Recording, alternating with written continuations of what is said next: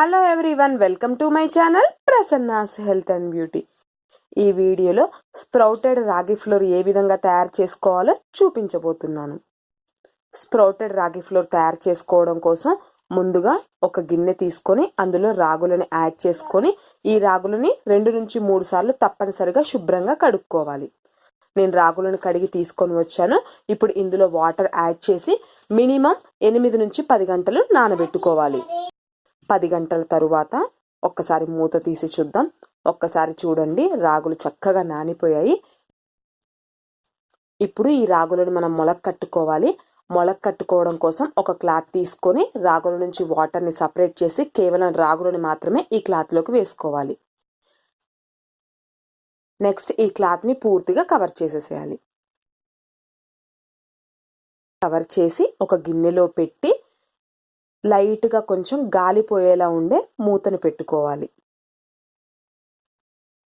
ఈ రాగులు మొలకలు కట్టడానికి సాధారణంగా పెసలు, బొబ్బర్లు ఇలాంటివి అయితే 24 గంటలు ఉంచితే చక్కగా మొలక కడతాయండి. కానీ రాగులు, సజ్జలు, జొన్నలు వీటి విషయానికి వస్తే అవి 24 గంటల నుంచి 36 గంటల వరకు ఉంచుకుంటే మనకి మొలకలు చక్కగా వస్తాయి. 36 గంటల తర్వాత ఒకసారి ఓపెన్ చేసి చూద్దాం.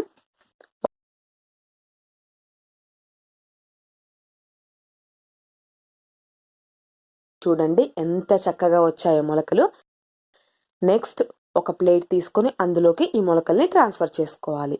ఇప్పుడు ఈ మొలకలని ఎండలో చక్కగా ఇవి మంచిగా డ్రై అయ్యే వరకు ఎండబెట్టుకోవాలి. చూడండి, ఇవి మంచిగా డ్రై అయిపోయాయి. నెక్స్ట్ ఒక కళాయి తీసుకొని అందులో ఈ రాగులను వేసి స్లో ఫ్లేమ్లో తిప్పుకుంటూ 5 నిమిషాలు ఫ్రై చేసుకోవాలి.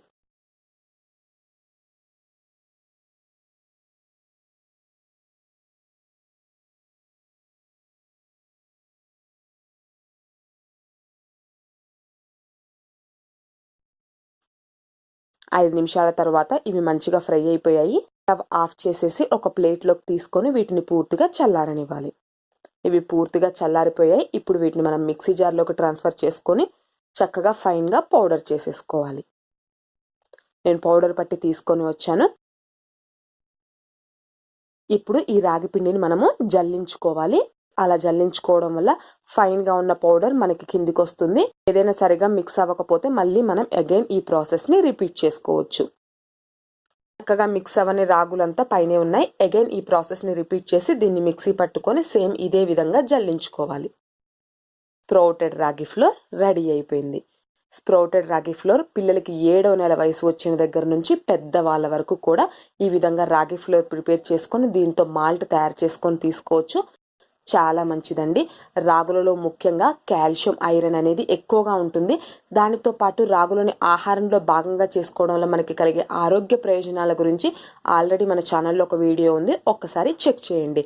ముఖ్యంగా ఈ స్ప్రౌటెడ్ రాగి ఫ్లోర్ వల్ల బెనిఫిట్స్ ఏంటి అంటే సాధారణంగా నార్మల్ రాగుల కంటే మొలకెత్తిన రాగుల్లో పోషక విలువలు అధికంగా ఉంటాయి. దానితో పాటు తేలికగా జీర్ణమవుతాయి.